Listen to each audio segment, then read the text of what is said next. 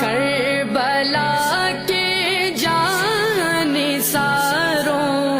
को सलाम, फातिमा ज़हरा के प्यारों को सलाम, फातिमा ज़हरा के प्यारों को सलाम। करबला أعوذ بالله من الشيطان الرجيم. بسم الله الرحمن الرحيم. يا أيها الذين آمنوا استعينوا بالصبر والصلاة.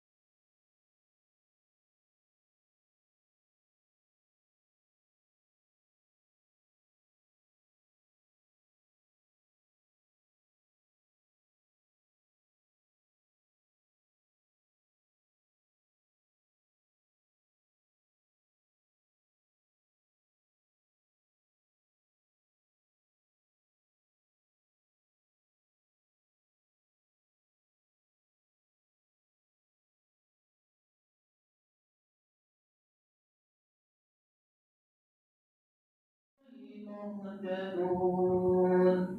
صدق الله العظيم. اللهم صل على سيدنا شفيعنا محمد وعلى محمد مفتي صاحب की आमद हो रही है.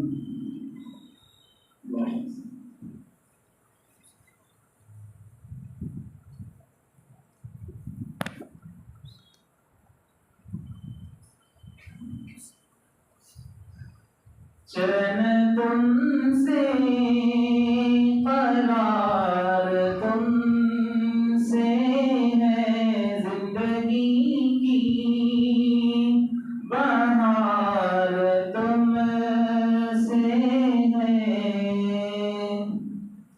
चैन तुमसे करार तुमसे है जिंदगी की बहार तुमसे है.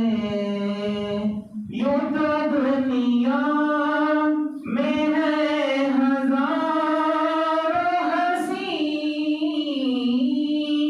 सारी दुनिया में है हजारों हंसी. क्या करूं मुझको प्यार तुमसे, क्या करूं मुझको प्यार तुमसे है. मुनक़रद की चलो चार समझती. सर कटाए घर लुटाए दीनों ईमान के लिए, लुट गया घर फातिमा का राह ईमान के लिए.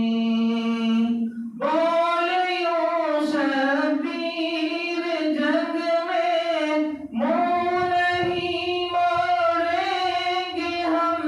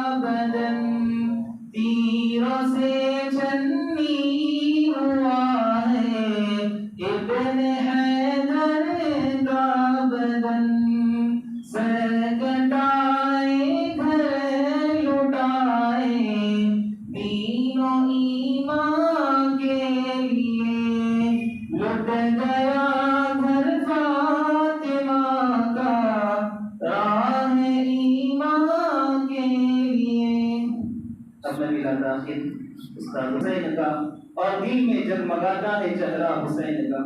हर दौर में बुलंद है चर्चा हुसैन का, हर दौर में बुलंद है चर्चा हुसैन का। चलता है हर जमाने में सिक्का हुसैन का, चलता है हर जमाने में सिक्का हुसैन का। मैदान में निकल के बचाया है दीन को, मैदान में निकल के बचाया है दीन को। फजल खुदा है दीन पे साया हुसैन का। इस्लाम की बका के लिए सारा घर लुटा दिया, इस्लाम की बका के लिए सारा घर लुटाया। काम आया हक की राह में गुम्बा हुसैन का। मानस सामिल अब उस्ताद मुहतरम का बयान समाप्त करवाएं।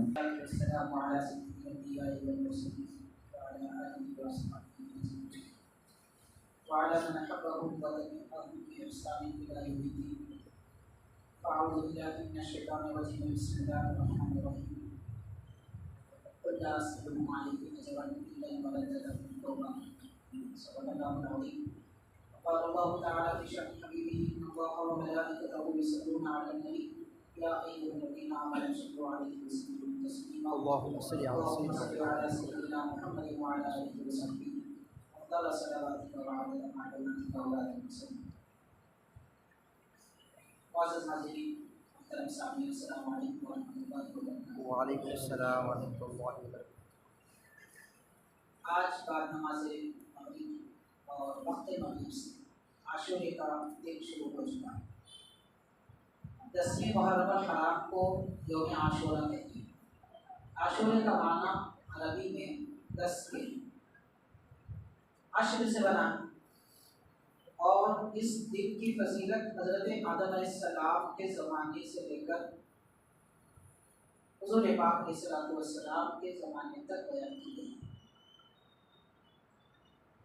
नबी पाक अलैहिस्सलाम ने इरशाद फरमाया, आशूरे का रोज़ा रखा करो और मुहर्रम के महीने में रोज़े रखना। रमज़ान के बाद फजीलत वाले रोज़े, रमज़ान के जितने बड़ी फजीलत वाले रोज़े, उसके बाद अगर साल भर में किसी महीने के रोज़े फजीलत वाले हैं तो वो माह मुहर्रम के रोज़े हैं। उनमें एक रोज़ा आशूरे का 10वीं मुहर्रम का। नबी पाक अलैहिस्सलाम ने ये इरशाद फरमाया, आशूरे के दिन रोज़े के साथ एक दिन और इजाफा करें, चाहे वो जो दिन गुजर चुका 9 मुहर्रम या आने वाला 11वें मुहर्रम, दोनों में कोई एक दिन इजाफा किया जा सकता है। मगर एक तन्हा 10वीं मुहर्रम का रोज़ा रखना मकरूह है, नापसंदीदा है, क्योंकि इसमें यहूदियों की मुशाबहत है। यहूदी आशूरे का सिर्फ एक आशूरे का रोज़ा रखते थे और ये कहते थे कि हज़रत मूसा अलैहिस्सलाम को अल्लाह ने नेमतें अता फरमाई, उसके शुक्राने में हम रोज़ा रखते हैं। नबी पाक अलैहिस्सलाम ने इरशाद फरमाया, एक रोज़ा इजाफा कर लो, यहूदियों की मुखालफत करो, उनकी मुशाबहत इख्तियार मत करो कि जैसा अमल न करो। रोज़ा तो इबादत है और यहूदी भी अगर रखते हैं उसके ऊपर इजाफा कर दिया जाए तो वो मुशाबहत ख़त्म हो जाती है। बहुत सारे ऐसे काम हैं कि यहूदी, ईसाई वगैरह या किसी और के तरीक़े के मुताबिक करना, मुशाबहत इख्तियार करना हराम है। बहरहाल हाज़िरीन, अगर आज रोज़ा रखे थे तो कल आने वाले दिन भी रोज़ा रख लेना चाहिए, नहीं रखे थे तो कल और परसों 2 दिन रखना। ये रोज़े सुन्नत मुअक्कदा हैं, मतलब ये कि एक मुसलमान आक़िल बालिग़ मर्द और औरत पर इसका रखना ताकीदी फजीलत बयान की गई है इसके में। जैसे नमाज ज़ोहर से पहले वाली 4 सुन्नतों की फजीलत, तो वैसी ही फजीलत आशूरे के रोज़े की और उसके साथ एक रोज़े की। बहरहाल रोज़ा रखना चाहिए। अब इसके साथ यहाँ थोड़ी सी मैं वजाहत करता चलूँ कि आम तौर पर मुसलमान इमाम आली मकाम सय्यदुना इमाम हुसैन रज़ियल्लाहु तआला अन्हु की याद में आशूरे के दिन सुबह, दोपहर या ज़ोहर के बाद शरबत तक़सीम करते हैं। ये नियाज़ है हज़रत इमाम आली मकाम की अक़ीदत में उनकी खिदमत में हदिया पेश करने के लिए लोगों को खिलाया पिलाया जाता है, ये अमल बिल्कुल दुरुस्त है, बल्कि फजीलत करना है, लेकिन ये दिन में नहीं करना चाहिए। नमाज मगरिब के बाद कर दिया जाए तो ज़्यादा बेहतर है। वो इसलिए कि दिन में तो मुसलमान रोज़ा रखते हैं, तो हम किसको खिलाते पिलाते, बात गौर करने की है, सोचने की। अब ये कि नहीं जो लोग रोज़ा नहीं रखते उनको पिलाते हैं, तो मुसलमान रोज़ा क्यों नहीं रखता? ये सवाल हो सकता है कि मुसलमान रोज़ा क्यों नहीं रखता, बीमार है या 80-90 साल की उम्र है या फिर नाबालिग है, क्यों नहीं रखता? ना रखने की ये वजूहत है। तो लिहाजा रोजेदारों का लिहाज करते हुए दिन के औकात में ये नियाज वगैरह न की जाए, शाम में की जाए, इससे बेहतर है। आज शाम में भी हो सकती है, कल शाम में भी हो सकती है। आज तो आशूरे का दिन शुरू हो चुका है, आज इसे भी एहतमाम कर लिया जाए तो दिन में भी वो एहतमाम हो जाएगा। खैर तो हाल ही आशूरे के मुताबिक जना है बात नहीं थी, मुख्तसर हज़रत सैयदना इमाम आली मकाम इमाम हुसैन रज़ियल्लाहु ताला माह मुहर्रम की 10वीं तारीख यानी कल आने वाला दिन जो आज शुरू हो चुका है, इस तारीख को नमाज ज़ोहर के वक्त में हज़रत सैयदना इमाम आली मकाम रज़ियल्लाहु ताला अन्हु के सीने पर सवार होकर एक बदबख्त सिनान नामी शख्स थे और एक था जिसका नाम शिब्र मलऊन है।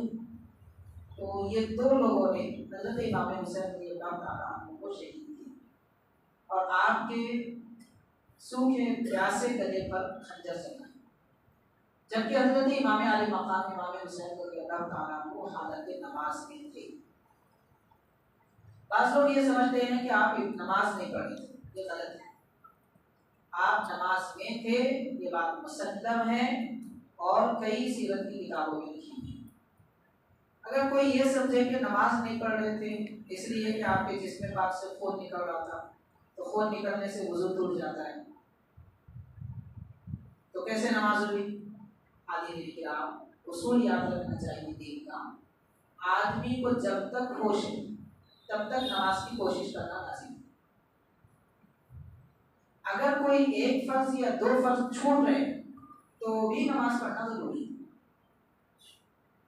मिसाल के तौर पर अब इस वक्त चूँकि तरक्की याफ्ता ज़माना है, उसके लिहाज से उलमा इकराम ने बाज़ाब्ता फतवा दिया, अहले सुन्नत के उलमा की बात कर रहा हूँ। मान लीजिए कि अगर कोई ऐसी जगह हो कि वहाँ पर ना पानी हो ना मिट्टी हो, पानी हो तो वज़ू करना लाज़िम है, मिट्टी हो तो तयम्मुम करना लाज़िम है, पानी ना होने की सूरत में ऐसी जगह अगर कोई आदमी है तो भी उसमें नमाज पढ़ना जरूरी है, अगर से कि वो बेवज़ू। मिसाल के तौर पर प्लेन, कि अगर मान ले प्लेन में पानी नहीं है और मिट्टी का तो गर्दो गुबार का तो तसव्वुर नहीं है, नमाज का वक्त हो जाए तो नमाज शुरू करे अगर से कि वो बेवज़ू। वज़ू करने के लिए कोई और रास्ता नहीं। और ये मसला हज़रत इमाम आज़म अबू हनीफा रहमतुल्लाह अलैह ने 1300 साल पहले बयान किया, जबकि प्लेन का तसव्वुर भी नहीं था। मगर हजरत ने बयान फरमाया आदमी की ज़िंदगी में अगर ऐसा हाल आए कि वो वज़ू भी ना कर सके, तयम्मुम करने के लिए भी कोई और राह ना हो, तो उसे चाहिए कि वो फाक़िदुत तहूरैन, हजरत के कलिमात में इमाम आज़म अबू हनीफा रहमतुल्लाह अलैह 1300 साल पहले लिखे हुए, तो फाक़िदुत तहूरैन, दो पाक करने वाली चीज़ों को नहीं पाने वाला है तो भी वो नमाज पढ़े। अलबत्ता चूँकि उसकी नमाज पूरी ना हुई, तहारत ना होने की वजह से, बाद में जब तयम्मुम का मौका मिले तयम्मुम करे, वज़ू का मौका मिले वज़ू करे, फिर नमाज पढ़े। तो वक्त पर जो नमाज पढ़ी गई वो नमाज क़ज़ा ना होगी, उसमें जो कमी थी बाद में पढ़ के उसको पूरा कर दिया गया। ये मसला है।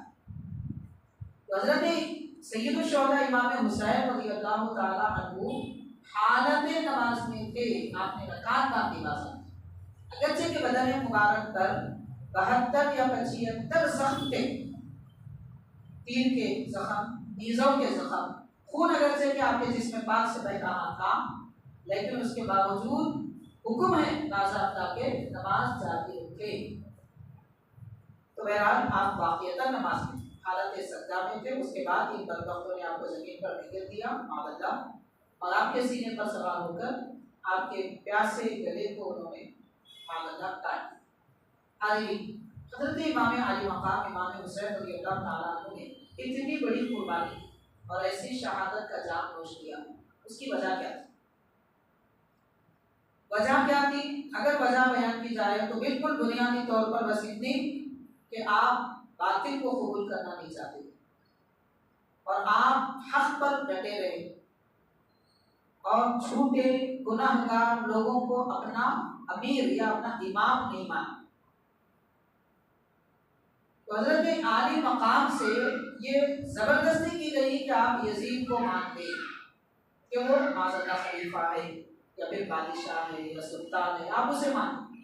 हज़रत सैयदना इमाम आली मकाम इमाम हुसैन रज़ियल्लाहु ताला अन्हु ने खुले तौर पर इनकार कर दिया कि वो गुनाहगार है, वो फासिक है, वो कुत्तों को पालता है और वो बेनमाजी है, माज़ल्लाह बहनों के साथ शादी को जायज़ समझता है, हरम पाक का तक़द्दुस बाकी नहीं रखता, एक दो नहीं कई गुनाहों का आदमी था, बड़े बड़े गुनाह करता है, शराब में हमेशा रहा करता था, नशे में रहा करता था।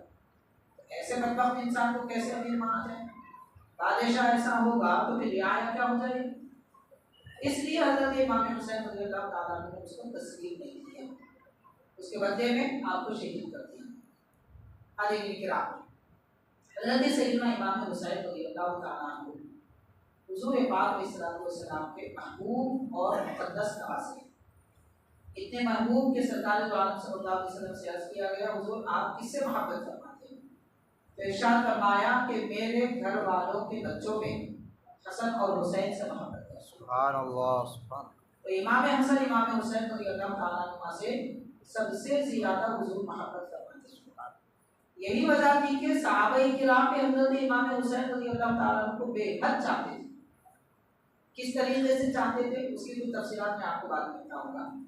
इमाम आली मकाम इमाम हुसैन रज़ियल्लाहु ताला अन्हु की विलादत बासआदत से पहले सही बुखारी की हदीस पाक है, एक सहाबिया खातून उम्मे सलमा रज़ियल्लाहु ताला अन्हा, उन्होंने ख्वाब देखा, आकर हुजूर से अर्ज करते हैं कि या रसूलुल्लाह सल्लल्लाहु अलैहि वसल्लम मैंने ख्वाब देखा है आपके जिस्म पाक का एक हिस्सा निकाल कर मेरी गोद में डाला गया।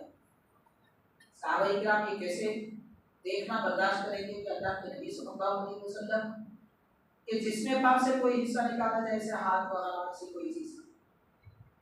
हाज़िरीन, नबी पाक सल्लल्लाहु अलैहि वसल्लम ने फरमाया कि आपने अच्छा ख्वाब देखा।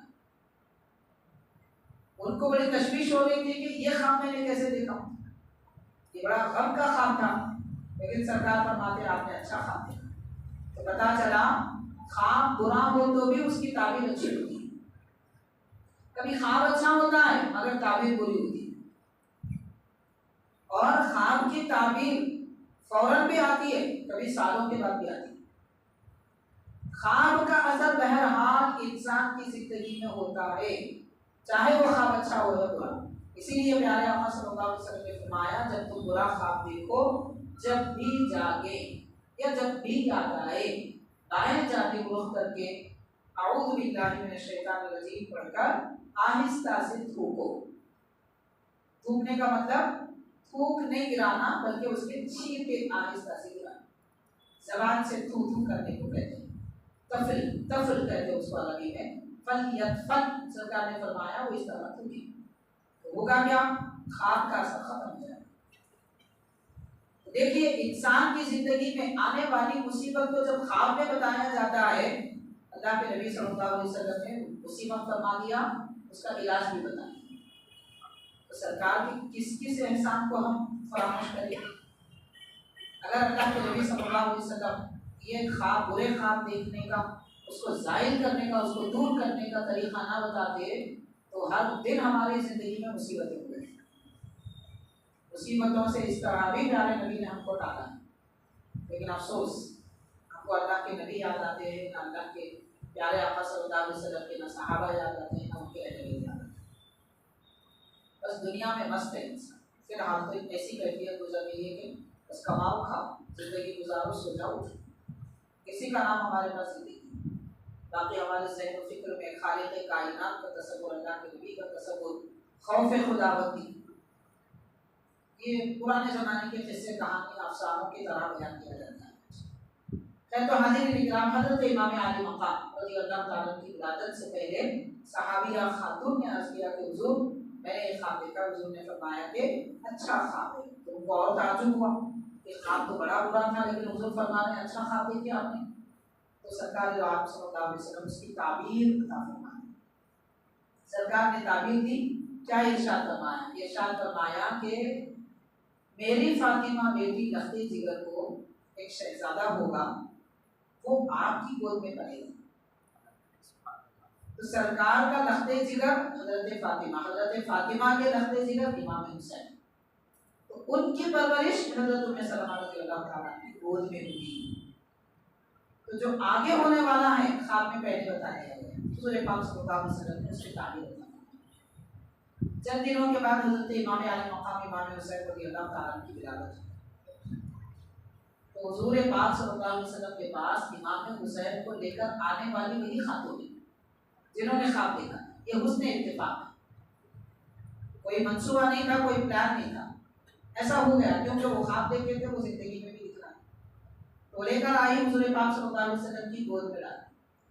प्यारे आका अलैहिस्सलातु वस्सलाम को देखने के बाद हज़रत उम्मे सलमा रज़ियल्लाहु ताला अन्हा फरमाती हैं कि मैंने देखा नबी पाक सल्लल्लाहु अलैहि वसल्लम की आंखों से आंसू जाने। अर्ज़ किया कि हुज़ूर ये खुशी का मौका है और आप रो रहे हैं। तो इरशाद फरमाया कि अभी जिब्रील अलैहिस्सलाम मेरे पास आए थे। हदीस पाक है, ये बाज़ाब्ता बुखारी में, तिर्मिज़ी में। तो इरशाद फरमाया कि अभी जिब्रील अलैहिस्सलाम मेरे पास आए थे और उन्होंने कहा कि या रसूल अल्लाह आप अपने इस नवासे को चाहते हैं? हुज़ूर ने फरमाया कि हाँ, दिलो जान से बढ़कर चाहता हूँ। तो अर्ज़ किया कि हुज़ूर आपके इस नवासे को मैदान करबला में शहीद कर दिया जाएगा। और वहाँ की मिट्टी लेकर आए हज़रत जिब्रील अलैहिस्सलाम हुज़ूर को खिदमत में पेश किया। प्यारे आका अलैहिस्सलाम ने वही मिट्टी हज़रत उम्मे सलमा रज़ियल्लाहु ताला और फरमाया कि जिस दिन ये मिट्टी खून में रंगालूद हो जाएगी, खून में रंग दी जाएगी, मालूम रखना कि इमाम हुसैन की शादी हुई। तिर्मिज़ी की हदीस है, बैहक़ी की हदीस है। हज़रत उम्मे सलमा रज़ियल्लाहु ताला अन्हा फरमाती है कि जिस आशूरे के दिन जब इमाम हुसैन उधर तशरीफ ले गए तो मैं बार बार वो मिट्टी निकाल कर देखती थी जो शीशी में डाल के रखी थी। आशूरे के दिन मैंने देखा कि वो मिट्टी खून में जम गई। तब मुझे यकीन हो गया कि इमाम हुसैन शहीद हुए। तो हाज़िरीन इकराम, हज़रत इमाम आली मक़ाम इमाम हुसैन रज़ियल्लाहु ताला की शहादत कोई दुनिया की खातिर में, खालिस दीन के लिए, दीन के लिए आपने कुर्बानी दी है, शहादत पाई है। इसीलिए अल्लाह तबारक व तआला ने उसकी निशानियाँ भी दुनिया में फैला दी। पहले जिब्रील अलैहिस्सलाम के ज़रिए इत्तला मिली और वहाँ की मिट्टी लाई गई, हज़रत उम्मे सलमा को दिया गया। फिर आप बार बार देखती रही और वाक़ईतन खून में वो रंगी भी गई। तो ये कुदरत के कारनामे हैं और कुदरत के करिश्मे हैं जो इस तरीके से हज़रत इमाम हुसैन रज़ियल्लाहु ताला की शहादत को बताया गया। अब देखिए, आज आप और हम अल्हम्दुलिल्लाह हज़रत इमाम आली मक़ाम का तज़किरा करने के लिए, सुनने के लिए जमा है। इसको देखकर लोग बस ये समझते हैं कि इसकी क्या ज़रूरत है, क्या ज़रूरत है कि मुसलमान जमा हो जाए, क्या ज़रूरत है उनका जिक्र करें। हाज़िरीन, ये क्या ज़रूरत है कहने वाले या इसको बिदात कहने वाले, मैं पूछना चाहूँगा भाई, आप बार बार फ़ोन में न्यूज़ देखते हैं, क्या ज़रूरत है देखने की? आप दुनिया की खबर रखना चाहते हैं कि किस पर किसने हमला किया, क्या ज़रूरत है इसे मालूम करने की? क्या ये इस्लाम में फ़र्ज़ है, क्या वाजिब है? आप अपने कपड़े पहनते इस्त्री करके, क्या ज़रूरत है? आप दिन में 3 मरतबा खाते हैं, क्या ज़रूरत है? एक मरतबा भी खाने पर भी इत्तेफाक किया जा सकता है। आप आलीशान मकान बनाते हैं, क्या ज़रूरत है? मामूली सी झोपड़ी में भी तो ज़िंदगी गुजारी जा सकती है। कि क्या ज़रूरत के सवालात अपनी ज़िंदगी में तो नहीं लाते। अगर नबी के नवासों की बात आती है तो ये बिदात है, ये खिलाफ सुन्नत है, ये कौन किए थे? कौन किए थे? बुखारी में बताया जा रहा है हुज़ूर पाक सल्लल्लाहु अलैहि वसल्लम ने इमाम आली मक़ाम की शहादत का तज़किरा उनकी विलादत से पहले फरमाया। विलादत से पहले आपकी शहादत का जिक्र हो सकता है, तो आपकी शहादत के बाद क्यों नहीं हो सकता? नबी कौनो मका रहमतुल लिल आलमीन सल्लल्लाहु अलैहि वसल्लम जब शहादत का जिक्र फरमाते हैं उम्मती करेंगे तो क्या हर्ज है। उम्मती अगर जिक्र इमाम हुसैन करेगा वाक़िअतन बिला शक व शुबा हाजिरीन उसके गुनाह धुल जाएंगे, सुभान अल्लाह, खताएं माफ हो जाएंगी, ऐबों पर पर्दे डाल दिए जाएंगे। अल्लाह तबारक व तआला उसकी जिंदगी में बरकत अता फरमाए। आखिरत में इस जिक्र का फायदा तो फायदा ही है, उसका कोई इनकार नहीं किया जा सकता। हज़रत सैयदना इमाम आली मकाम इमाम हुसैन रज़ियल्लाहु तआला अन्हु की शहादत कोई अचानक होने वाला वाक़या नहीं है, पहले से रब तबारक व तआला ने बता दिया था। सहाबा किराम को भी इसकी खबर दी थी। इमाम हुसैन रज़ियल्लाहु तआला अन्हु को बार-बार हुजूर पाक सल्लल्लाहु अलैहि वसल्लम ने फरमाया, बताया कि आपकी शहादत होने वाली है। अब आप गौर कीजिए, कुर्बान जाइए हमारे आका सल्लल्लाहु अलैहि वसल्लम। हुजूर अकरम सल्लल्लाहु अलैहि वसल्लम अगर दुआ फरमाते तो शहादत तक जाती। इमाम हुसैन पे दुआ करते तो यकीनन शहादत तक जाती, इसमें कोई शक की बात नहीं। अल्लाह ताला तो प्यारे नबी सल्लल्लाहु अलैहि वसल्लम की दुआ कभी रद्द नहीं फरमाता, हुजूर की हर दुआ कबूल है। अगर कोई समझता है हुजूर की दुआ कबूल नहीं हुई तो माज़अल्लाह मुनाफिक है। अल्लाह के नबी की दुआ कभी रद्द नहीं हुई। एक हदीस पाक में आता है हुजूर पाक अलैहिस्सलाम ने दुआ फरमाना चाहा कि शबे कद्र ज़ाहिर हो जाए, और एक दुआ फरमाना चाहा कि मेरी उम्मत में इख्तिलाफ ना हो। अल्लाह ताला ने फरमाया नबी आप दुआ न करें। अल्लाह ने ये नहीं फरमाया आपकी दुआ कबूल नहीं है, रब ने ये फरमाया कि आप दुआ न करें कि ये अल्लाह का फैसला है। तो रब के फरमाने पर हुजूर ने दुआ नहीं फरमाई। हुजूर की दुआ रद्द हुई, नऊज़ुबिल्लाह कबूल नहीं हुई है ही नहीं। अगर कोई कहता है तो दुनिया का बड़ा झूठा है, ना उसको हदीस समझ में आई ना उसको कुरान समझ में आया, उसके पास अकल ही नहीं है जो ऐसी बातें करता है। अल्लाह ताला ने प्यारे नबी से फरमाया दुआ न करें कि हमारा ये फैसला है कि रब जो चाहता है नबी वही चाहते हैं, इसलिए हुजूर पाक सल्लल्लाहु अलैहि वसल्लम ने दुआ नहीं फरमाई। लेकिन इमाम आली मकाम की शहादत की बात आती है तो हुजूर पाक अलैहिस्सलाम ने खुद दुआ नहीं फरमाई। अब और किसी उम्मत में इख्तिलाफ का डर जब आया सामने तो सरकार ने फरमाया कि अल्लाह मैं दुआ करना चाहता हूँ कि मेरी उम्मत में इख्तिलाफ ना हो, रब ने मना फरमाया। लेकिन इमाम आली मकाम की शहादत को हुजूर ने रोका नहीं। वजह क्या थी? वजह बिल्कुल वाज़ेह है कि वही फजीलत मिसाल के तौर पर रखा गई। अगर आपके बच्चे अगर नमाज पढ़ना चाहते हैं आप रोकेंगे? नहीं रोकेंगे। कुरान पढ़ना चाहते हैं तो रोकेंगे? नहीं रोकेंगे। तो इमाम हुसैन शहादत पाना चाहते हैं तो क्यों रोकेंगे? बल्कि हकीकत में अगर कहा जाए तो हमारी नमाज से बढ़कर इमाम हुसैन की शहादत है। और अहम बात तो यह है कि इमाम हुसैन की आखिरी नमाज क़यामत तक नमाज बाकी रखी। अगर वो नमाज ना होती इमाम हुसैन की फिर ये नमाजें भी ना होती।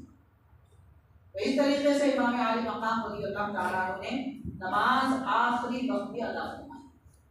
हज़रत सैयदना इमाम हुसैन रज़ियल्लाहु तआला के बचपन से आपको बताया गया।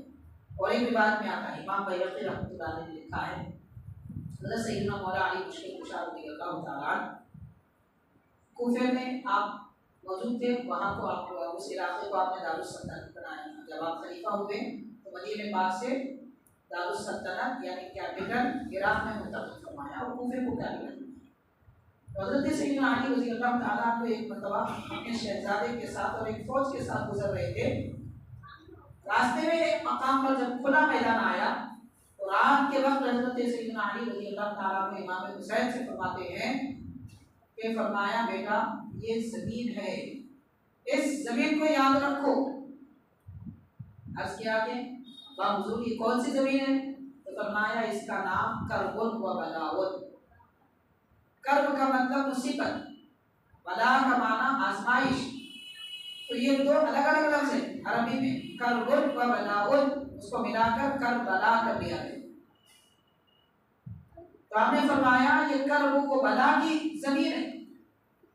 उसके बाद फरमाया कि यहाँ मेरे घर वालों के ऐ इमाम हुसैन आपके घर वालों के खैमे यहाँ लगेंगे, जगह बताई आपने, और वहाँ दुश्मन होंगे। ये नहर फुरात जो बह रही है ये आप पे बंद कर दी जाएगी और आपको यहाँ शहीद किया जाएगा, बच्चों को यहाँ शहीद किया जाएगा। वाक़या करबला होने से तकरीबन 20 साल पहले हज़रत सैयदना मौला अली रज़ी अल्लाह ताला अन्हु रात के वक्त में बता रहे हैं इमाम हुसैन को ये होने वाला है। तो ये ऐसा मंजर है। अब आप गौर कीजिए, सब बताए इमाम हुसैन को मालूम है। आपको अगर बताया जाए कि मियाँ घर के बाहर मत निकलो, वहाँ कोई जानवर है या सांप है आपको डस देगा, दरवाजे बंद करके अंदर बैठ जाए, बाहर नहीं निकलेगी। इमाम हुसैन को फरमाया जा रहा है करबला में आपकी शहादत होने वाली, आप उसी तरफ जाते हैं। क्यों? इसलिए कि आपकी शहादत इसकी वजह से इस्लाम को परवानी मिलेगी, इस्लाम की परवरिश होगी, दीन बचेगा, इसलिए आपने शहादत को कबूल करना। हमको डराया जाता है तो हम अपने मौत के या नुकसान के डर से डूब जाते हैं। इमाम आली मकाम को बताया गया आपकी शहादत होगी, तो भी आप उस तरफ गए। वजह क्या थी? खुद कुर्बान हो जाए अल्लाह की राह में और दीन को बचाए, इसलिए आपने मैदान करबला में आप तशरीफ ले। ये तो खैर इसको कहते हैं राज की बात, जो बात सहाबा इकराम को और इमाम हुसैन को वगैरह को मालूम थी। लेकिन अब देखिए जाहिर होता है, जो जाहिर है वो जाहिर होता है। हजरत इमाम अली मकाम जब मैदान करबला जा रहे थे, बाद सहाबा इकराम आपके पास आए, हजरत अब्दुल्ला बिन उमर रज़ियल्लाहु ताला और दीगर सहाबा इकराम, अब्दुल्ला इब्न अब्बास रज़ियल्लाहु ताला, कहने लगे कि इमाम कहाँ का इरादा है? आपने फरमाया मैं शहर मक्का छोड़कर करबला जा रहा हूँ, कूफा जा रहा हूँ। तो सहाबा ने कहा कि आपको कूफे वालों से क्या ताल्लुक है? आपको कूफा नहीं जाना चाहिए।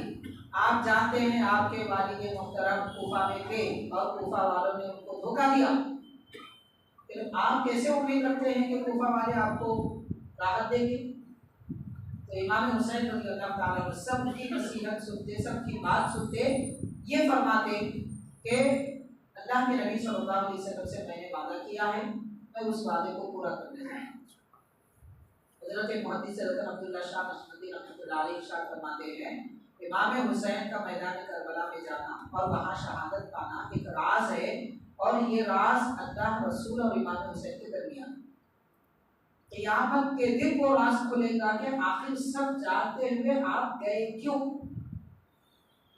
आज तक किसी को नहीं मालूम वो राज क्या था। हाँ, ये बात जरूर है, इमाम हुसैन की शहादत की वजह से दीन बाकी है, इस्लाम बाकी है, और कुरान बाकी है, नमाजें बाकी है, हम सब बाकी है। क्योंकि बातिल को आपने कबूल नहीं किया, तने तनहा भी क्यों ना हो, आपने बातिल का मुखालफा किया।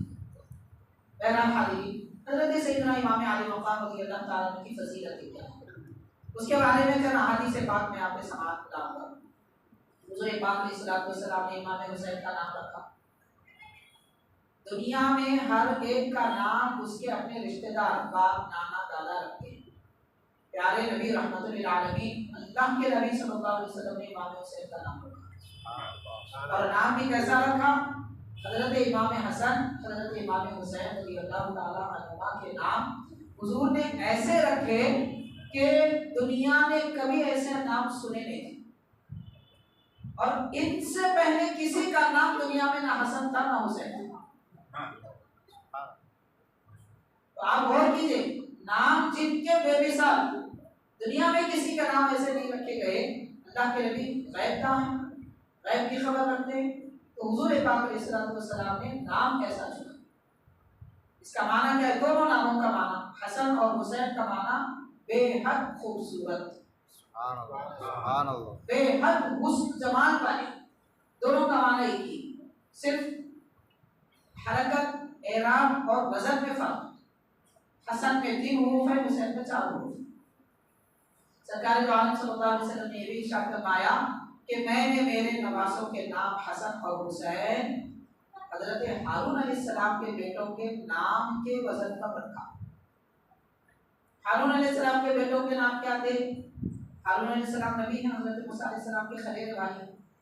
हजरत मूसा अलैहिस्सलाम जब कोहे तूर पे गए थे 40 दिन के लिए, तो हजरत हारून अलैहिस्सलाम को अपना नायब बना के गए थे। तो उनके जो शहजादे थे उनमें से एक का नाम था शबर और एक का नाम था शुबैर, जिसको आमतौर पे लोग शब्बर शबीर बोलते हैं। ये जबान से लोगों की जबान पर, असल में वो शबर और शुबैर है।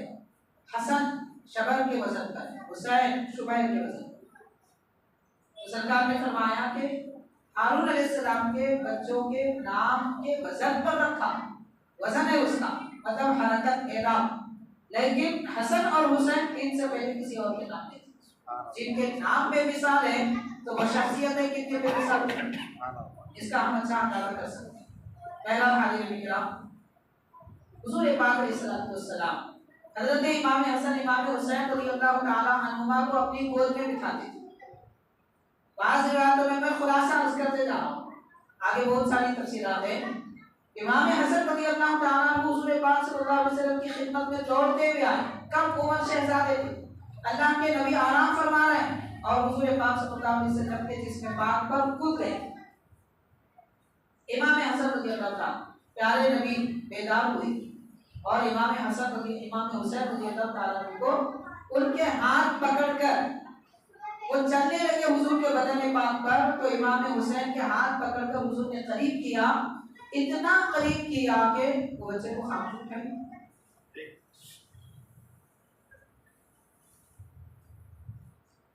प्यारे नबी सल्लल्लाहु अलैहि वसल्लम ने इमाम हुसैन के हाथ पकड़कर इतना करीब किया कि उनके कदम नबी के सीने पर थे। सुभान अल्लाह। इमाम हुसैन और इतना करीब आ गए तो हुजूर पाक सल्लल्लाहु अलैहि वसल्लम ने अपनी ज़बान मुबारक इमाम हुसैन के मुंह में अता फरमाई। मोहब्बत करने वाले माँ बाप आपने देखे होंगे, ऐसी मोहब्बत की मिसाल कहीं और नहीं कि सरकार ने अपनी ज़बान मुबारक उनके मुंह में अता फरमाई, वो चूसते हैं। तो इस तरीके से अल्लाह के नबी सल्लल्लाहु अलैहि वसल्लम अपने नवासों से मोहब्बत फरमाते हैं। और हाजिर ये भी रिवायत में आता है, बाज़ाब्ता अहादीस पाक सरकार दो आलम सल्लल्लाहु अलैहि वसल्लम किसी गज़वे से वापस तशरीफ ला रहे थे, बस ख़वातीन भी साथ में थी, पर्दा नशीन थी। आपने आवाज़ सुनी कि बच्चे रो रहे हैं, हुजूर बेचैन होकर उठ गए और ख़वातीन के पास गए और फरमाया कि बेटी फातिमा मेरे बच्चे क्यों रो रहे हैं, उनको मत रुलाओ, क्या आपको मालूम नहीं कि इनके रोने से मुझे तकलीफ होती है। अर्ज करने लगी कि हुजूर पानी नहीं है, हम हालत सफर में हैं, प्यास से बच्चे रो रहे हैं। तो पर्दे के अंदर से प्यारे आका ने पहले इमाम हसन को तलब फरमाया, उनको गोद में लिया और अपनी ज़बान उनके मुंह में अता फरमाई, उनका रोना बंद हो गया, प्यास बुझ गई। इमाम हुसैन को भी आपने ऐसे ही किया। तो ये वो प्यारे शहजादे हैं, इनको प्यास भी लगती तो सरकार दो आलम सल्लल्लाहु अलैहि वसल्लम अपना दुआ अता फरमाते और अपनी ज़बान उनके मुंह में अता फरमाते। इमाम अली मकाम इमाम हसन इमाम हुसैन रज़ियल्लाहु ताला अन्हुमा की विलादत जब हुई, हुजूर पाक सल्लल्लाहु अलैहि वसल्लम ने सबसे पहले उनको जो ग़िज़ा अता फरमाई वो हुजूर का दुआ में रहे। आप गौर कीजिए कि जिनके जिस्म में सबसे पहले ग़िज़ा दुआ में रहना अल्लाह के नबी का जाए, फिर उनका दिल क्या पाक होगा, बदन कितना पाक होगा, क्या फिक्र होगी, क्या शान होगी उनके पास ईमान की, आप और हम तो अंदाजा भी नहीं कर सकते। हाज़रीन, हम आज निकलने वाले सूरज को देख नहीं सकते, तो उनके मकाम उनकी शान को क्या देखेंगे जिनको नबी ने पाला पोसा है। वो हजरत इमाम हसन इमाम हुसैन रज़ियल्लाहु ताला। अब इतना सब कुछ होने के बाद आज भी कुछ ऐसे कमबख्त हैं जो इन नबी के नवासों के बारे में कहते हैं नौजुबिल्लाह कि उन्होंने ये गलत किया, वो गलत किया। प्यारे आका ने जिनको पाला पोसा, नौजुबिल्लाह वो गलत हो सकते हैं, कहने वाला उसकी नस्लें गलत हो सकती है, मगर प्यारे आका के नवासे कभी खता नहीं कर सकते, उनसे कभी गलती नहीं हो सकती। तो क्या करें, शैतान दिलों में वसवसे डालता है और तरह तरह की बातें लोगों के दिलों में डालकर ईमान छीनना उसका काम है।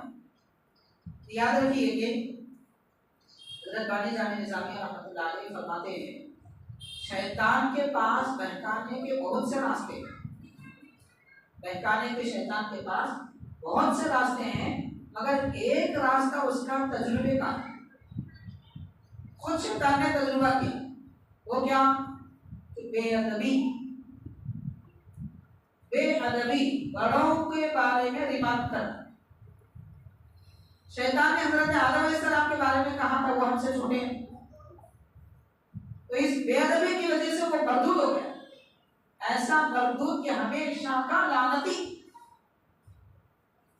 तो पता चला कि बेअदबी शैतान के तजुर्बे से साबित है, अल्लाह की रहमत से दूर कर देती है, इसलिए वो बेअदबी कराता है। आज आप देख रहे हैं सोशल मीडिया पे, आप देखेंगे कितने ऐसे बेवकूफ और नादान लोग हैं, कोई अहले बैत को बुरा कहना, कोई सहाबा इकराम को गाली दे रहा है, माशाअल्लाह ईमान बाकी नहीं रहता, वो तो पूरे शैतान के पैरोकार। हमारा दीन हमको अदब सिखाता है।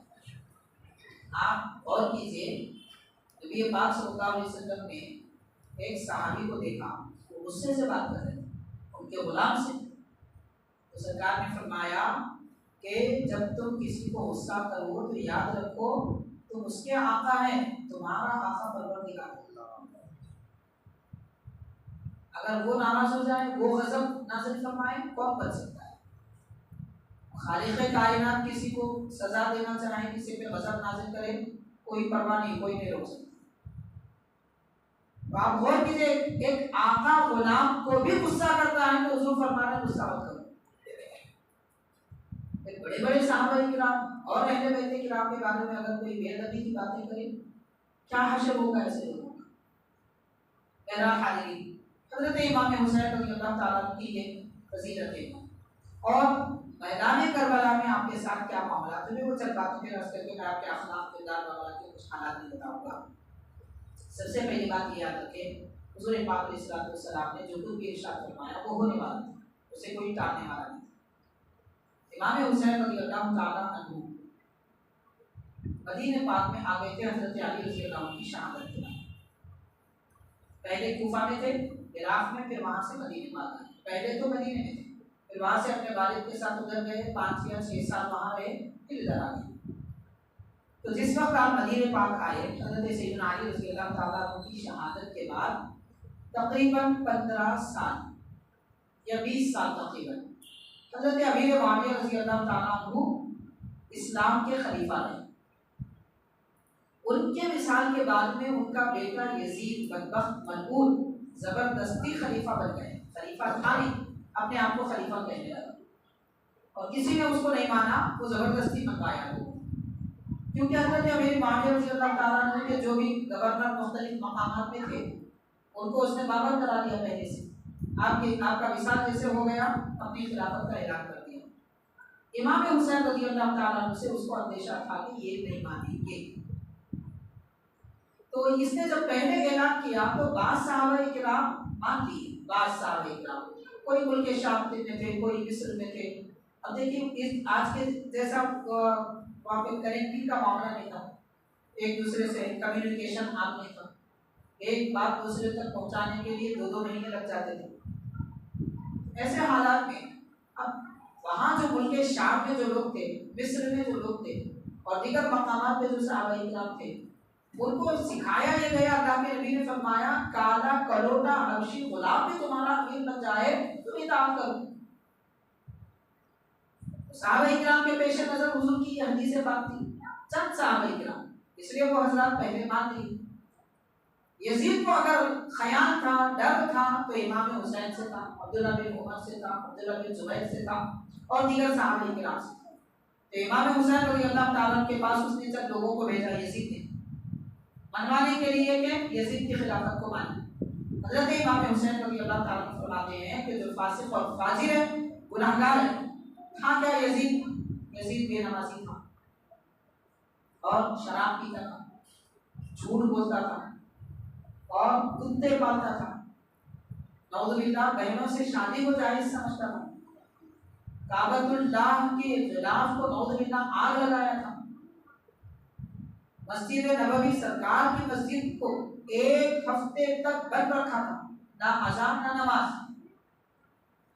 ऐसा बदबख्त कैसे सही हो सकता है? तो इमाम हुसैन रज़ियल्लाहु ताला अन्हु चाहते थे कि ये फासिक और फाजिर है, अगर इसको खलीफा बनाया जाए या इसको अमीर मान लिया जाए तो मुसलमानों की तबाही हो जाएगी। इसलिए इमाम हुसैन ने ऐलान कर दिया हम नहीं मानेंगे। उसके बाद वो सहाबाए किराम जो पहले बैत किए थे या मान लिए थे, उन्होंने भी बैत तोड़ दी। क्यों? उनके सामने ये बात आई, इमाम हुसैन नहीं मानते तो सामने तोड़ दी बात। अब जिन तक वो बात नहीं पहुंची वो उसी हालत में रहे, लेकिन उनसे कोई खता और गलती नहीं हुई थी।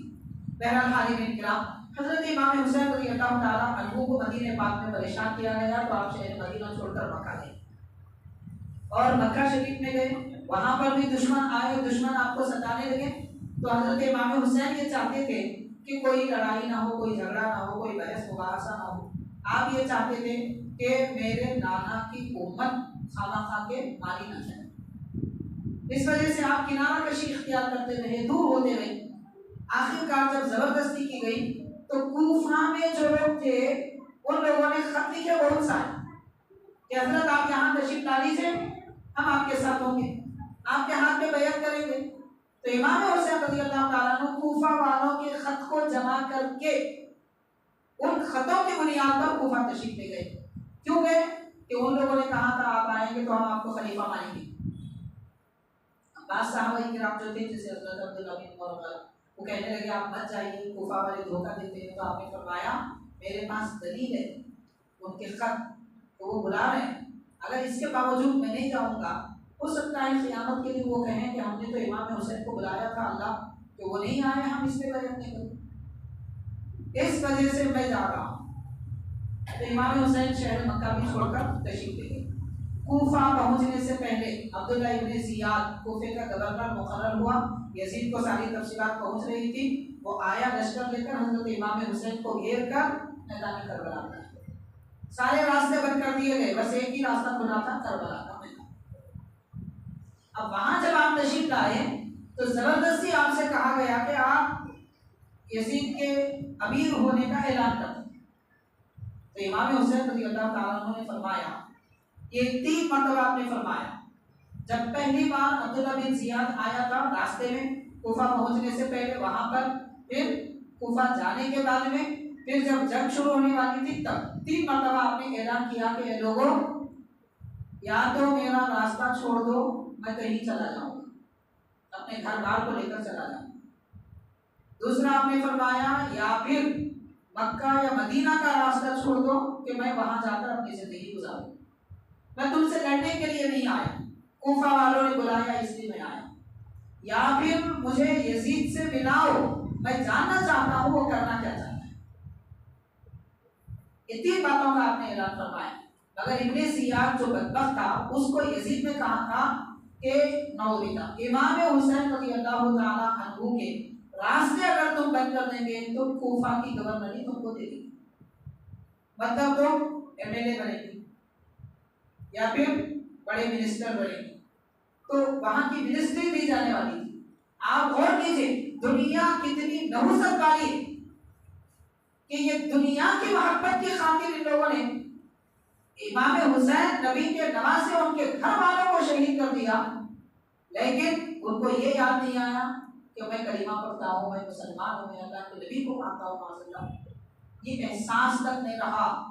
पता चला दुनिया की मोहब्बत आदमी को मुसलमान भी बाकी करती, इसलिए दुनिया की मोहब्बत दिल में नहीं लाना चाहिए। जब तक दुनिया की जरूरत बाहर तक है तब तक हम सलामत हैं। मोहब्बत दिल में आ गई खत्म। जैसे मेरे पीर तरीक़त है हज़रत सदर शेख अल्लामा सैयद शाह ताहिर रज़वी रहमतुल्लाह अलैह, आप ये इरशाद फरमाते थे कि हमारी जिंदगी दुनिया के बगैर में गुजरती, ऐसे ही जैसा कि पानी के बगैर कश्ती नहीं चलती, लेकिन पानी जब तक कश्ती के बाहर है कश्ती सलामत है, पानी कश्ती के अंदर आ गया तो कश्ती डूब गई। ऐसे ही दुनिया जब तक हमारे बाहर है हम सलामती के साथ गुजर जाएंगे, दुनिया दिल में आ गई तो हमारा ईमान भी डूब जाएगा। अब ये क्या अलामत है, क्या निशानी है दुनिया दिल में आने की? दुनिया जब दिल में आती है तो हाजिरी दीन से दूरी शुरू हो जाती है, नमाजें छूट जाती है, कुरान मजीद सुनना तबीयत नहीं चाहती। आप गौर कीजिए आज भी हाल हमारा इतना बुरा हो चुका है कि अगर कोई कॉमेडी शो रख दिया जाए, आप ऐलान मत करिए, लोग खुद ब खुद आ जाएंगे। अब भी मैं कह रहा हूँ, या किसी नमाज के बाद आप फौरन ऐलान करिए कि भाई 2 मिनट बैठिए, कुरान शरीफ पढ़ा जा रहा है, 5-10 के सिवा कोई नहीं बैठे। मतलब हमारी तबीयत ऐसी हो चुकी है कि हम अल्लाह का कलाम नहीं सुनना चाहते, बाकी म्यूजिक, गाने बजाने, ढोल ताशे सब सुनी। अब ये इन्हीं दिनों में, मुहर्रम के दिनों में लोग अब गाने बजाते, क्या क्या करते, वो अलामा उठा के खेलते, वो देखने के लिए लोग जमा हो जाते हैं। वही लोगों से कहिए आप इमाम हुसैन की खिदमत में हदिया करना है, कुरान पढ़ेंगे, आइए, कोई आया तो बताओ मेरे को। दुनिया ये कराती है, दुनिया गाने की तरफ ले जाती है, दुनिया नाच की तरफ ले जाती है, दुनिया खुराफात की तरफ ले जाती है, दुनिया बिदअतों की तरफ ले जाती है। आज लोग जिस धूम से ये काम कर रहे हैं, क्या हजरत गौसे पाक ने किया था, बताइए माशअल्लाह। ये जो तौर तरीके हमारे पास अलमों के नए नए निकाले गए हैं, अहले सुन्नत व जमात के पास इसका कोई वजूद नहीं। ईरानी पे गौसे पाक रज़ी अल्लाह ताला से बढ़ के हमको इमाम हुसैन से मोहब्बत है। ये कैसी मोहब्बत है? ये मोहब्बत इबादत करना सिखाती है, मोहब्बत गुनाह करना नहीं सिखाती। अब लोग मोहब्बत के नाम पे गुनाहों में मुब्तला है। क्या गरीब नवाज में बिठाए थे अलम? अहले सुन्नत के पास बताइए, हमारा कोई ताल्लुक नहीं है इन चीजों से, हमारा ताल्लुक इमाम हुसैन से, हमारा ताल्लुक इमाम हुसैन की शान बयान करने और सुनने से, हमारा ताल्लुक इमाम हुसैन का नाम लेने, उनका जिक्र करने से और उनकी मोहब्बत से, गाने बजाने से हमारा ताल्लुक नहीं। तो ये दुनिया है, जब दिन में आती है तो आदमी को ऐसा लगता है। बहरहाल हाज़िरीन किराम, अब्दुल्ला इब्ने ज़ियाद, नाम भी अब्दुल्ला था, इब्ने ज़ियाद वो कहने लगा कि आप ये ऐलान कर दीजिए, बस आपको छोड़ दिया जाएगा कि आप यजीद को मानते हैं, बाकी आपकी कोई बात कबूल नहीं की जाएगी माशअल्लाह। तो हज़रत इमाम हुसैन रज़ी अल्लाह ताला अन्हु, ये जंग का आगाज हुआ था, 3 दिन से आपके घर के दूध पीते बच्चे, शीर खार बच्चे जो है प्यासे थे। इमाम हुसैन अपने एक शहजादे को लेकर गए कि इसको तो पानी पिलाओ, हमारे लिए तो तुमने दरिया बनकर रखा है।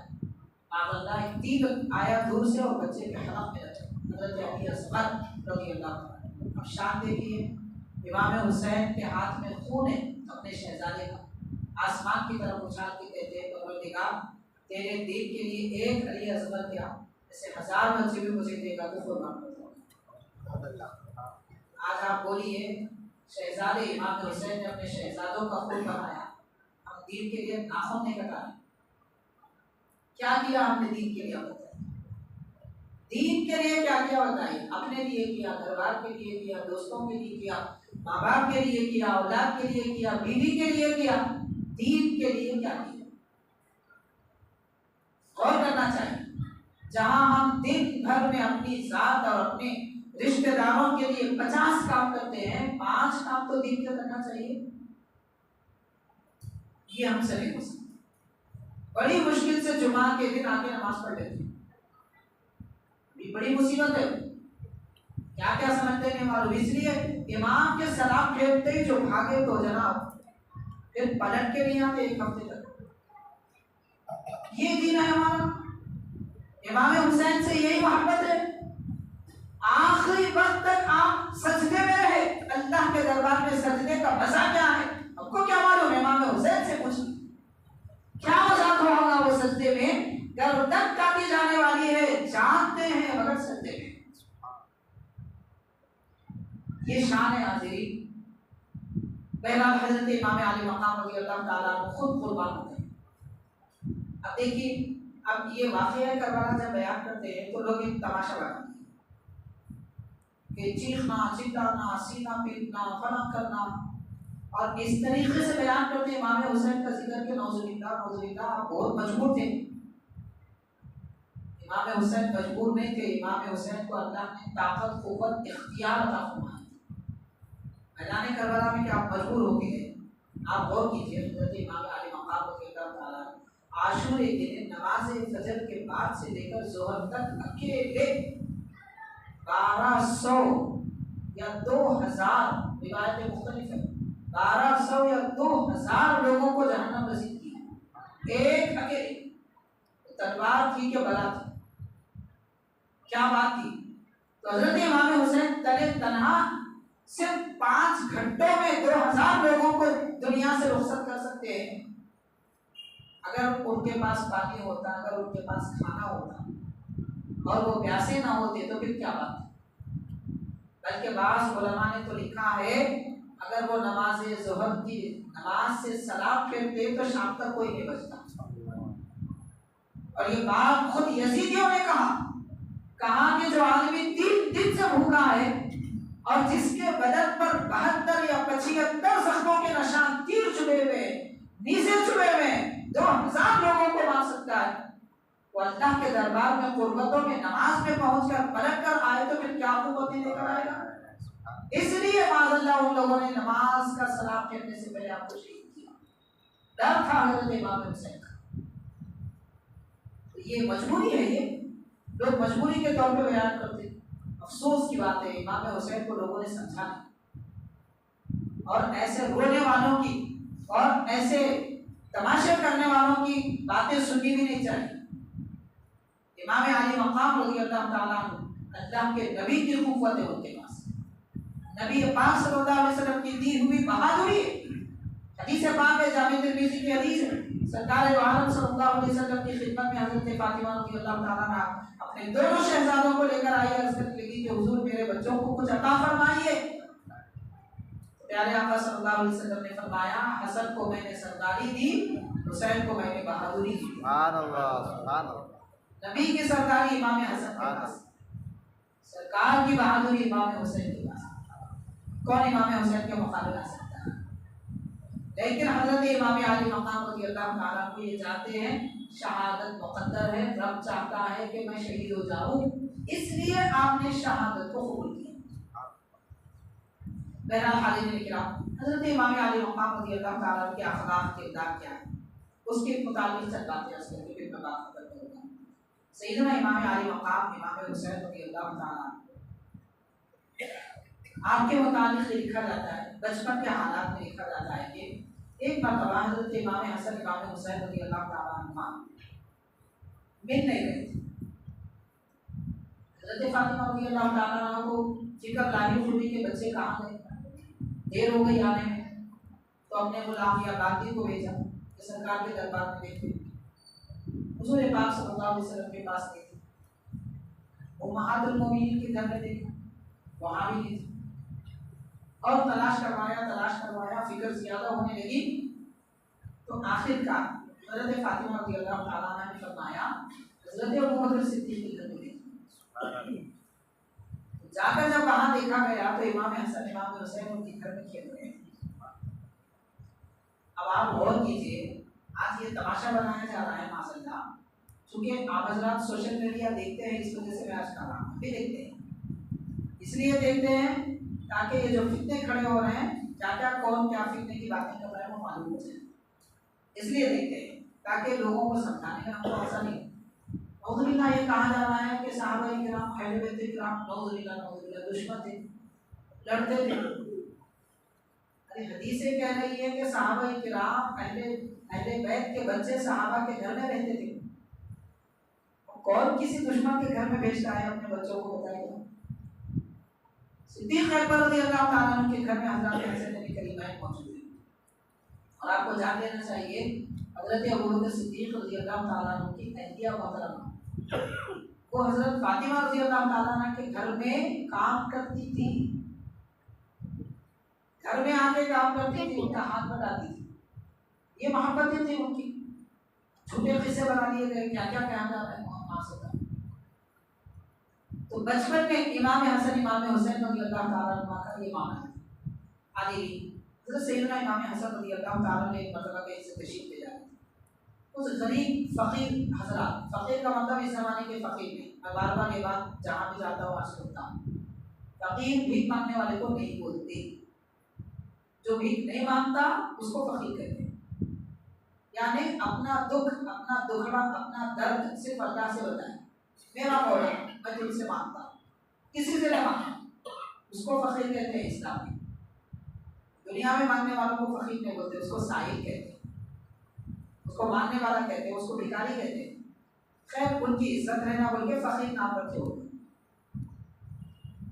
तो फकीर तो असल में अल्लाह से मांगने वाले को कहते हैं, जो दुनिया में किसी से नहीं मांगता वो फकीर है। तो उस तरह फुकरा बैठे हुए थे, इमाम हुसैन रज़ियल्लाहु ताला में जाते जाते उनके साथ बैठे, उनसे कुछ देर बातें की, फिर उठकर जाने लगे। तो फकीर कहने लगे, हजरत प्यारे आका के शहजादे, आप हमारे साथ बैठते? तो आपने इरशाद फरमाया, कुछ भी फरमाया, कुरान की एक आयत में, इन्नल्लाह ला युहिब्बुल मुतकब्बिरीन, घमंड लोगों को, तकब्बुर करने वालों को अल्लाह नहीं पसंद करता। मतलब बताना ये चाहते हैं कि तुम्हारे साथ बैठने में क्या खबर है, लोग उसको मामूली बात समझते हैं। मैं समझता हूँ कि तुम्हारे साथ ना बैठे, तुमसे बात ना करे तो तकब्बुर है। आज के पीआईबी सिस्टम पर एक धब्बा है। आप देखिए हमारे पास मामूली सी दावतों में भी बड़े हजरत आ गए, उनके लिए अलग दरवाजा, वो फलां साहब आ गए, उनके लिए अलग दरवाजा, मानदार साहब आ गए, उनका दस्तर अलग, उनके खाने अलग, आम लोगों के खाने अलग। किसने सिखाया? हम गैरों को देखकर सीख रहे हैं। इमाम हुसैन ये नहीं सिखाते। इमाम हुसैन नबी के शहजादे, जन्नती लोगों के सरदार हैं। अगर फकीरों के साथ बैठने को कभी आप नहीं समझते, अपनी बेइज्जती नहीं समझते। आज कोई मामूली से कपड़े पहन के दिखता है तो हम सलाम भी नहीं करते, बल्कि वो सलाम करे तो जवाब ही नहीं देते। आम आदमी, अब कोई बड़ा आदमी रहा तो झुक झुक के सलाम करते। मिजाज बिल्कुल इस्लाम के खिलाफ। इमाम हुसैन ने हमको ये नहीं सिखाया। तो इमाम अली मकाम रज़ियल्लाहु ताला का ये तर्ज़ ज़िंदगी।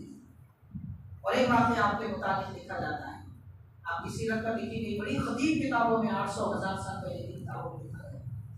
हज़रत इमाम अली मकाम रज़ियल्लाहु ताला का मामूल था, आप अपने घर से जब निकलते तिजारत कामकाज वगैरह के लिए तो तोशा लेकर निकलते, घर में बने हुए ताज़े खाने वगैरह लेकर निकलते, और जिस घोड़े पर आप सवार होते वो घोड़े के गले से बांधते थे। और जब रास्तों से गुजरते तो मदीने पाक के गली कूचों में चबूतरों पर जो दीन के फुकारा बैठे होते उनके साथ बैठते और उनसे फरमाते, आज हमको नहीं खिलाओगे आप लोग, तुम्हारे पास क्या है, कुछ खिलाई? वो लोग कौन थे? उनके पास कोई कुछ खाना वाना भिजवा देता था, सूखी रोटियां होती थी, तो सूखी रोटियां निकालकर आपके सामने रखते, हजरत हम गरीब है, हमारे पास तो ये है, तो उसमें से आप कुछ तनावुल फरमा लेते। उसके बाद अपने घोड़े से बांधा हुआ वो तोशा, जो आपके घर का बना हुआ लजीज ताज़ा खाना होता, आप वो निकाल कर उनके सामने रखते और फरमाते कि तुम ये खा। वो कहते कि हजरत हम आपका खाना खाएं? फरमाया, मैंने तुम्हारा खाना खाया, तो बदला तो देना पड़ेगा। तो मैंने तुम्हारा खाना खाया तो तुम मेरा खाना खाओ। इस तरीके से गुलामा को खिलाया करते थे, क्योंकि उस जमाने में गरीब और फकीर होते भी वैसे थे कि हर दे दिया गया तो खाते नहीं थे, देते थे तो लेते नहीं थे। फकीर वैसे होते थे, जबरदस्ती उनको दे देना पड़ता था। तो वो चूंकि सीधे तरीके से नहीं सुनते थे, इसलिए इमाम हसन उनका खा के फरमाते, मैंने तुम्हारा खाया तो मेरा खाना पड़ेगा। अब देखिए, आप एहसान भी कर रहे हैं, उनको ताज़ा खाना, ताज़ी रोटी खिला रहे हैं, मगर पता भी, एहसास भी होने नहीं देते। एहसान कर रहे हैं मगर एहसास होने नहीं देते कि मैं तुम पे एहसान कर रहा हूँ। उनको ये समझाते कि मैंने तुम्हारा खाया तुम मेरा खाओ। आज अब आप देखिए जनाब, अगर किसी मस्जिद मदरसे को एक फैन भी दिए तो उसकी 3 पत्तियों के 3 नाम लिख के देते हैं। ये हमारा मिजाज है। इमाम हुसैन खिला कर भी एहसास भी नहीं दिलाते कि मैं तुमको खिलाया हूँ, ये एहसास दिलाते कि मैं तो तुम्हारा खाया। क्योंकि अल्लाह के नबी ने उन्हें पाला पोसा। बुलंद अखलाक ऐसे आएंगे, सरकार का लुआबे दहन जो बचपन में उनके मुंह में गया था, उसकी बरकतें सरकार पे लगते जिक्र रहे इमाम हुसैन। सोचने पढ़ने समझने की जरूरत है, क्या शख्सियत है। अफसोस आज आपकी शख्सियत के नाम पर क्या क्या कर दिया था। हकीकत से कितना दूर है लोग, दीन से, इस्लाम से कितना दूर है। हज़रत इमाम अली मकाम, इमाम हुसैन रज़ियल्लाहु ताला अन्हु किरदार में, अखलाक में, आपके जिंदगी पाक में जो वाक़यात पेश आए उनमें से एक वाक़या ये भी बयान किया जाता है कि हज़रत इमाम हुसैन रज़ी अल्लाह ताला तदबीर हिकमत क्या होती है वो भी मालूम होता है। मुसलमान को होशियार रहना चाहिए, समझदार होना चाहिए, हिकमत से काम लेना चाहिए। तो एक मरतबा हज़रत इमाम हसन बड़े भाई हैं इमाम हुसैन के, उनको मालूम हुआ कि हुसैन रज़ी अल्लाह ताला ने एक शायर को बहुत तोहफे दे दिए। जो शायरी करते हैं लोग, तारीफ करते हैं, बहुत सारे तोहफे दिए, दिन आदिल रहम वगैरह। इमाम हसन रज़ी अल्लाह ने फरमाया कि भाई आपने इतना पैसा इसराफ क्यों किया, एक शायर को पैसे दे दिया। तो उस जमाने में शायर को उतना बुरा समझा जाता था। क्यों? कुरान कहता है वशुअरा वो यत्तबिउहुमुल गावून, गुमराह लोग शायरों के पीछे जाते हैं। और आज वही शायरी का मामला जो दिन में आया पढ़ लो। नाते शरीफ बोलते क्या पढ़ते मेहमान, बोलते मगर नाते शरीफ पढ़ो, तो नात रहती नहीं कुछ और ही रहती। लोगों को बात अच्छी दिखती हो, हदिये पेश करते, क्या समझ में आता मेहमान। बुराई से बचने का एक आसान तरीका कि पुराने लोगों के शेर पढ़ो, गलत नहीं पढ़ेंगे। नए नए लोगों के अशार नहीं पढ़ना। पुराने कदीम जमाने के लोग बड़े बड़े औलिया अल्लाह गुजरे, उनका कलाम पढ़िए, आप गलती पर नहीं रहेंगे। सीधा कलाम होता, सीधी बात होती, सच्ची बात होती, सुनने पर भी करम होता। खैर, तो शायर को आपने बड़े तोहफे दिए इमाम हुसैन रज़ियल्लाहु ताला। उस जमाने में उस दौर में एक ऐब की बात थी। इमाम हुसैन ने फरमाया आपने ऐसा क्यों किया? तो अर्ज करते हैं कि मेरे बड़े भाई साहब हजरत, दरअसल वो जो शायर है जितना अच्छा बोलता है उतनी बुराई भी करता है। तो मैं उसको बुराई से रोकने के लिए तोहफे दिया कि मैं तोहफे दूंगा तो जब बुराई के लिए कोई उकसाएगा, दुश्मन होते मुनाफिकीन थे, बहुत सारे दुश्मन थे। अगर उस शायर को कोई उकसाए कि इमाम हुसैन या फिर अहले बैत के बारे में कुछ बुरा करो, तो हमारा दिया हुआ तोहफा याद आएगा उसे। तो इस तरीके से मैं उसका मुंह बंद करना चाहता हूँ। ये तदबीर है, कभी तदबीर भी करना पड़ता है। हिकमत कितनी बड़ी बात है, समझदारी, अक्लमंदी होना चाहिए मोमिन के पास। तो हजरत इमाम हसन रज़ी अल्लाह ताला सरकार के बड़े नवासे इमाम हुसैन के बड़े भाई, उनकी तदबीर देखी। इमाम हसन रज़ी अल्लाह ताला अन्हु के मुताबिक आता है जब सैयदना अली रज़ी अल्लाह ताला की शहादत हुई, फैसला कर दिया गया कि जिस शख्स ने आपको कत्ल किया, शहीद किया, उसको सजा दी जाए। इमाम हसन ने फैसला कर दिया, सजा मिलने वाली थी। वो शख्स महफिल में था, लोगों के सामने कहने लगा कि मैं अमीर से कुछ बात कहना चाहता हूँ इमाम हसन से। तो आपने फरमाया ठीक है, आप जहाँ हैं वहीं से कहो। वो कहने लगा नहीं, मैं आपके कान में कहना चाहता हूँ, आहिस्ता में कहना चाहता हूँ। तो इमाम हसन रज़ी अल्लाह ताला ने फरमाया कि आप जा सकते हैं, मैं सुनना नहीं चाहता।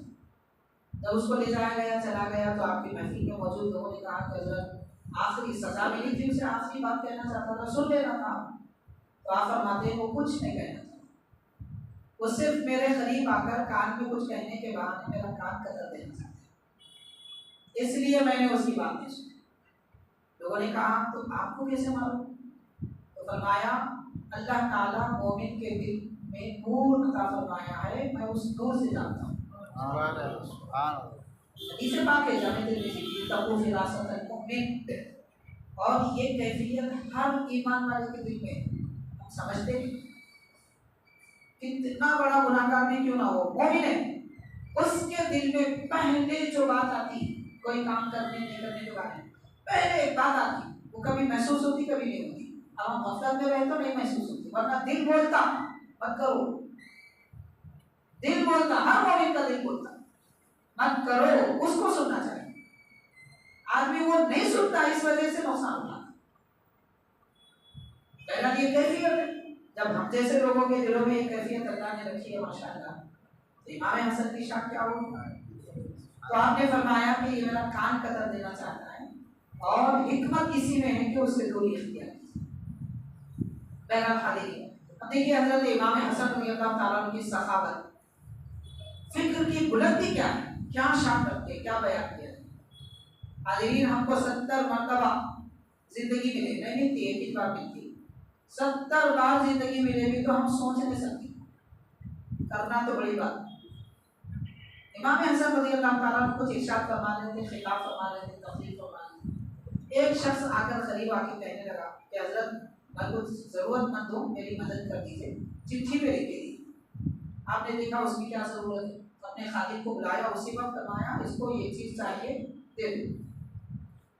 खैर तो मामला खत्म हो गया। जब आपका खिताब मुकम्मल हुआ, लोगों ने कहा कि हजरत आपने दौरान खिताब तकरीर के दरमियान में उसकी ज़रूरत पूरी कर दी, बिठा भी सकते थे, बाद में भी दे सकते थे। तो इरशाद फरमाते हज़रत इमाम हसन रज़ियल्लाहु ताला अन्हु के मैं अपने परवरदिगार से मांगता हूँ, अल्लाह ताला से मैं मांगता हूँ और मेरा परवरदिगार मुझे कभी इंतज़ार नहीं करता। सुभान अल्लाह, सुभान अल्लाह। मैं जब मांगता हूँ दे देता, और वाक़ईतन अल्लाह ताला देता है जनाब। मांगने का सलीका चाहिए। आपको मांगना नहीं आता, मैं हकीकत बोलूँ, कर्जा मांगना आता मगर अल्लाह से मांगना नहीं आता। बिना मुबाला मैं कह रहा हूँ, जब हमारी कोई ज़रूरत है 2 रकात नमाज पढ़िए, परवरदिगार से ऐसे मांगिए जैसे आप माँ बाप से मांगते हैं। मैं मिसाल दे रहा हूँ सिर्फ, वो तो माँ बाप से बड़ी शान रखता है, उसी ने माँ बाप दिए हैं। जैसे माँ बाप से मांगते ना जिद करके, मांगो अल्लाह से, जिद नहीं करते, वहाँ पे गुजारिश नहीं करते। माँ बाप से जिद करते, अल्लाह के दरबार में गुजारिश नहीं करते, खाली नहीं लौटाते। हदीस पाक है, सरकार ने फरमाया, मुस्लिम की हदीस है, अल्लाह ताला फरमाता है जब कोई बंदा मेरे सामने हाथ उठाता है, रब फरमाता है वो शर्म से पाक है, हया करने से पाक है, मगर रब फरमाता है मुझे शर्म आती है कि मैं मेरे बंदे को खाली हाथ कैसे लौटाऊं। बेहिसाब खजानों का मालिक, उसके पास कोई कमी नहीं, क्यों नहीं देगा? अच्छा हमको नहीं देगा तो किसको देगा? हम तो कलीमा पढ़ने वाले हैं, उसके मानने वाले हैं, उसको रब जानते हैं, उसके दरबार में सजदे करते हैं, तो किसको देगा? वो खजाने किसके लिए? हमारे लिए। को मांगना नहीं आता। इमाम हसन रज़ी अल्लाह अन्हु फरमाते हैं जब मैं मांगता हूँ मेरा रब मुझे इंतजाम नहीं करवाता, मुझे शर्म आती है कि कोई अल्लाह का बंदा मुझसे मांगे और मैं तकरीर जारी रखूँ, उसको इंतजार कराऊँ। इसलिए मैंने कहा कि फौरन उसकी जरूरत पूरी करो। ये सखावत है हज़रत इमाम हसन की, इमाम हसन ये सीखने की जरूरत है। अब ऐसे वाक़िया जरा बयान करेंगे ना तो माशाअल्लाह 150 सफ़े की किताबें बनती, 150 पेजेस पे आ सकते वाकई इमाम हसन इमाम हुसैन इतने लिखे हुए। अब आप सोच रहे होंगे फिर बोलते क्यों नहीं बन सकते? वक्तन फवक्तन बोलते, आप लोग सुनते हैं मेरे भाई, जमा के दिन जल्दी नहीं आते, इमाम साहब बोलते, खतीब साहब बोलते, आखिर में आते, इस वजह से नहीं सुनते आते। दीनी महफिलों में बैठे तो सुन सकते, दीनी महफिलों में बैठने का हमारा मिजाज नहीं रहा, क्रिकेट देखने का मिजाज है और क्या क्या कर देते हैं, अल्लाह जाने, अल्लाह खैर करे बस। लेकिन दीन की महफिलों में आइए, फायदा होगा, दुनिया बनती, आखिरत बनती, ईमान पुख्ता होगा, बुजुर्गों की मोहब्बत आती, प्यारे आका के सहाबा अहले बैत की मोहब्बत देखने आती। तो खैर ये चंद अहम बातें थी जो हज़रत हसन करीमा रज़ियल्लाहु ताला अन्हा की शान और हसरत के बारे में हमने आपके गोशे गुजार किया है। कल कदीम है, रोज़ा रखिए, अगर आज नहीं रखे थे गुजरे हुए दिन तो परसों भी एक रख लेना चाहिए, एक रोज़ा नहीं रखना चाहिए। और उसके अलावा कुरान शरीफ की तिलावत करके हज़रत इमाम शुहदाए करबला की खिदमत में हदिया पेश करें, या फिर 2 रकात नमाज नफिल नमाज पढ़कर उसका भी सवाब उनकी खिदमत में पेश कर सकते। ये सबसे अच्छे काम है जो उनकी खिदमत में पेश करने के लिए, सवाब पेश करने के लिए हो सकते हैं। बाकी दूसरे किसी काम में हमको दखल अंदाजी करने की जरूरत नहीं है।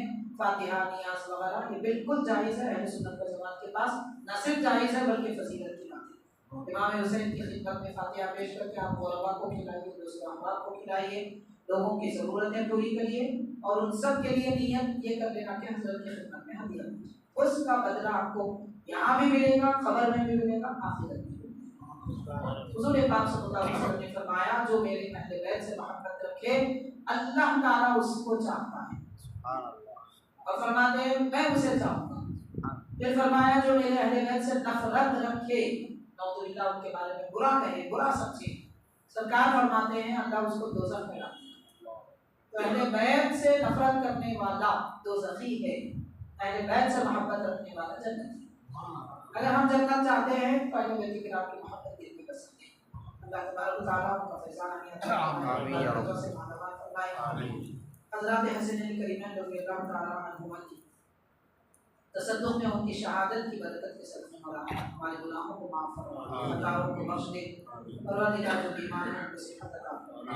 मौला हम सब अहले ईमान का ईमान पुख्ता अता फरमाए, खातिमा बिल खैर अता फरमाए, तमाम मुसलमानों को इज्जत की जिंदगी अता फरमाए, ईमान की मौत अता फरमाए, बेरोजगारों को रोजगारी से लगाए, जो रोजगारी पर लगे हुए मौला उनको हलाल रिज़्क़ फरमाए, नबी पाक अलैहिस्सलाम की सबसे बड़ा हमारी दुआ को कबूल फरमाए। सल्लल्लाहु तआला वसल्लम अला खैरिल सय्यिदिना मुहम्मद व आलिहि व अस्हाबिहि अजमाइन।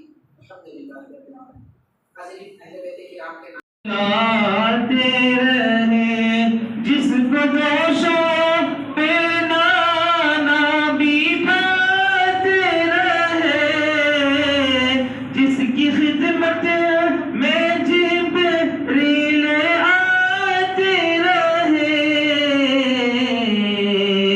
उस मोहम्मद की अखद पे लाखों सलाम, फातिमा की रोलेते पे लाखों सलाम, यानी आले पैगंबर पे जिसने हक के लिए अपना सर दे दिया, जिंदगी बख्श दी, मालो ज़र दे दिया, जिसने मासूम लखते जिगर दे दिया,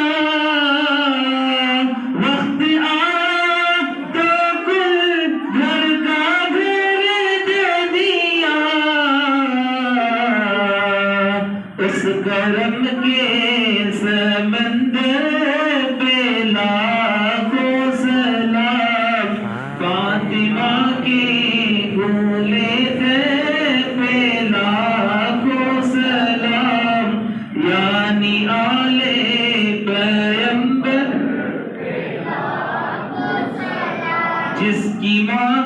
जिसकी माँ करबला में सताई गई, जिसकी छोटी सी कुर्बत बनाई गई, जिसकी मैयत से कफन उठाई गई,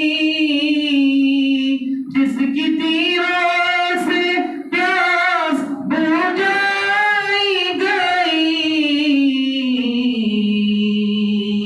ऐसे मासूम असग़र पे लाखों सलाम, फातिमा के बोलेते पे लाखों सलाम, यानी आले पैगंबर पे लाखों सलाम, जिसको धोखे से कुफा बुलाया गया, जिसको बैठे बिठाए सताया गया, जिसके बच्चों को प्यासा रुलाया गया, जिसके गर्दन पे खंजर चलाया गया, उस हुसैन बिन हैदर पे लाखों सलाम, फातिमा की गोलेते पे लाखों सलाम, यानी आले पैगंबर जिसने हक के बला में अदा कर दिया, अपने नाम